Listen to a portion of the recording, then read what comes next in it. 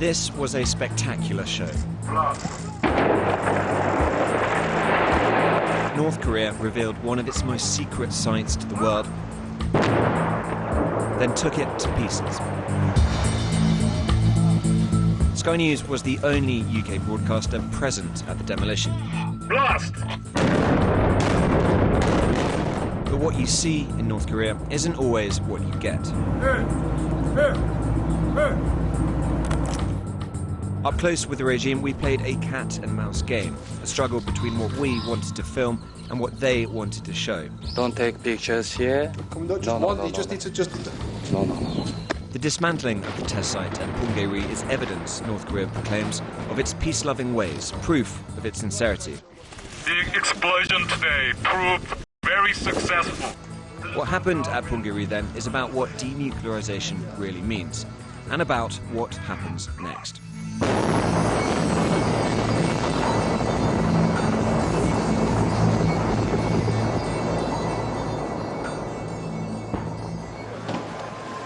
It's rare for North Korea to allow journalists in at all, let alone to visit a site at the heart of its nuclear program.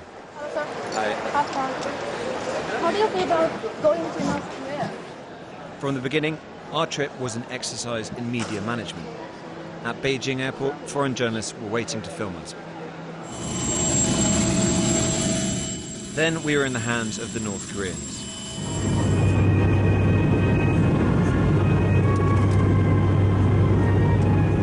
They were determined to present a calculated view of the country from the moment we boarded the Air Koryo flight. Wonsan, on the east coast of the country. Ours was only the third ever international flight to land here. In arrivals, our bags were emptied and searched item by item. Officials confiscated our satellite phone and a dosimeter, a device to measure how much nuclear radiation the body absorbs. The test site was perfectly safe, we were told, therefore we could have no need of it. Afterwards, we met our government minder, a man from Pyongyang who preferred the term guide. He would keep watch over us at all times and told us not to film him. We were encouraged to film the gleaming terminal though. Wonsan was mainly famous for military drills and missile launches. Now, North Korean leader Kim Jong-un is rebranding it as a tourist hub. This is the image the regime wants to present to the world. Clean, modern and ready for foreign money. A show home for its post-summit future. Usually when you come out of an airport after a long flight, you get out, you have to fight for a cab, there's loads of people bustling around. We're here waiting around. I just want to show you one thing. Come out here. This is an airport, international airport, and have a listen to this. Absolutely nothing. The same went for our hotel. Recently renovated, the smell of fresh paint overpowering. A likeness of a luxury resort.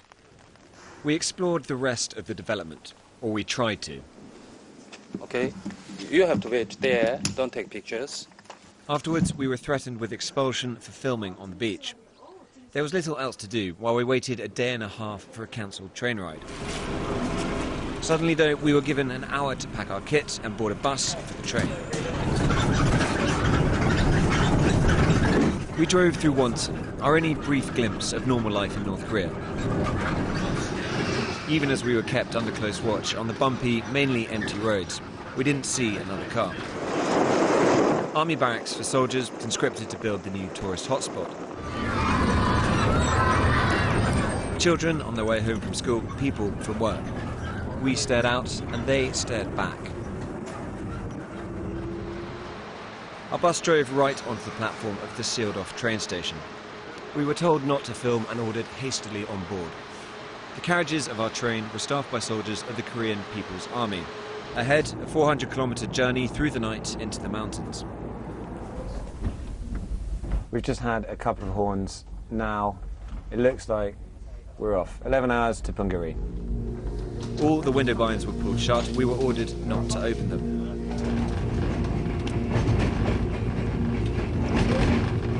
But we filmed some of this rarely seen countryside as we started. It was certainly claustrophobic. We were completely under official control, but also in its way bizarre. That evening, in the dining car, we were treated to a lavish 10-course banquet, showcasing the best of Korean cuisine. And the clam gratin, and lobster meatball, lobster balls. Lobster balls.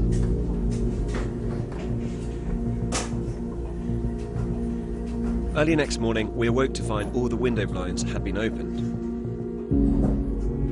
Still, that didn't mean we were allowed to film. We were repeatedly ordered to stop.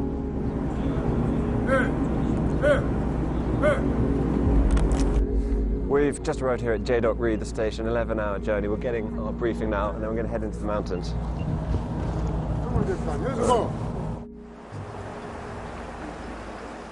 Punggye-ri. Since 2006, the North Koreans have detonated 6 nuclear weapons, all of them in tunnels underneath these mountains. Paradoxically, this nuclear test facility was the only place in the country we were allowed to film freely. This they were more than happy to show. Here to greet us, the Deputy Director of North Korea's Nuclear Weapons Institute, a general. 기자 여러분들이 먼 길에 수고가 많았습니다. You have no trouble coming all the way here. He proudly displayed a step-by-step guide to what we'd see. Explosions would collapse the tunnels, seal their entrances, and destroy administrative buildings. 오늘 기자 여러분들이 지켜보는 속에서 Inside, the tunnels were rigged to blow. There is no leakage of radioactive materials just now. Explosives put front and center for our benefit. I was told these bags contained plastic explosives. The viewing platforms too had been built specially for us.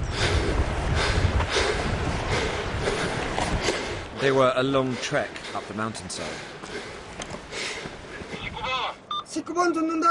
And then we waited for the explosion. 3, 2, 1.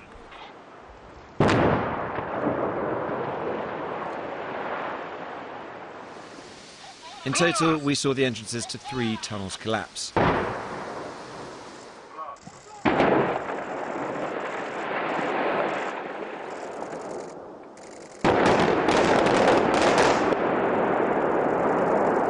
The wooden buildings that surrounded them were also demolished. Several North Korean officials I spoke to made the same point. Why do people say this is for show? Why do they doubt our sincerity? This is what's left of the entrance to the northern tunnel where they had conducted 5 nuclear tests. It's all rubble, it's been taken down. But they were very quick to declare that it had been a complete success after those explosions. You look around, it's journalists here, it's not weapons inspectors. We're the ones who've been sent in to verify whether indeed this nuclear test site is being dismantled.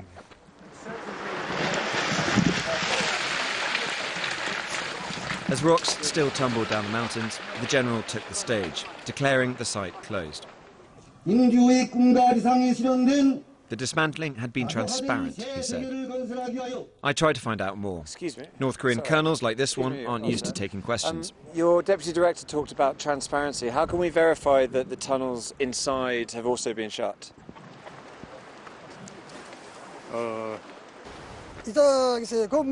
He told us that as we could see very clearly with our own eyes, the explosions came from the inside outwards.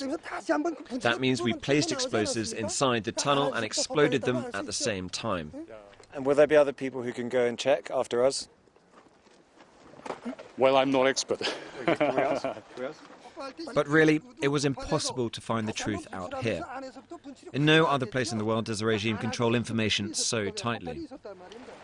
Unlike the subjects of that regime, though, we could leave and try to find our own answers. The mantra is trust but verify. Yeah. And so Back in Beijing, working with experts from 38 North. So this is actually our first ground view of Mount Mantap. Okay. We've only ever seen it from satellite imagery. For years, they've been analysing satellite pictures to understand North Korea's nuclear program. First, it's important to remember that this was an active nuclear test site. So this is the last tunnel. Going inside it again, obviously got the explosives front and centre, but it's different from the other tunnels here, right? Right. So here, unlike the other tunnels, you see the wood scaffolding that's still up, and so it hasn't been finished with concrete yet. This is the tunnel that's actively under construction. We've seen them, logging wood from the mountainside in order to, build the scaffolding as they've been going along. So it's really interesting to see this in active progress still. So yeah, the other ones might have been, well, not museum pieces, but maybe out of action as a result of all the testing. Well, this is definitely still has the intention of being used, and that's the one they're getting rid of. Right. Yeah. Then there's the nature of the explosions themselves. How important is that secondary explosion? So, it means that they did more than just the entrance itself. Again, probably a little bit further in. Again, our best estimates is probably about the first 100 meters. So, to really seal the entrances of the tunnels themselves. So for them to go back in, certainly they could re-excavate that if they wanted to, but it would take some effort. So when they're saying they're sealing all these tunnels, they're making them unusable. That is a matter of contention for some people, saying you could go in and do it. Certainly, these tunnels would still be ready to use if they were to reopen and, again, re-excavate the entrances. It doesn't take that long and that much effort if they really wanted to rebuild a nuclear test site somewhere else. And yes, flimsy wooden buildings can be reconstructed, but that's missing the point. Because they've destroyed a lot of their administrative and support structure, if they were to go back and try and reopen the site, we would be able to detect it because they would need to rebuild at least part of that support structure. So, it's unlikely that they're going to use this anytime soon. But certainly it's not irreversible, but it is a good gesture to kickstart the diplomatic process. So this was a performance, but also a promise. One that can only be fulfilled by further, more significant steps. If none of what we saw at Punggye-ri is irreversible, everything now depends on the summit between Kim Jong-un and Donald Trump. The demolition will prove to be either one of the first steps to denuclearization or an impressive but empty gesture. Trust, but verify.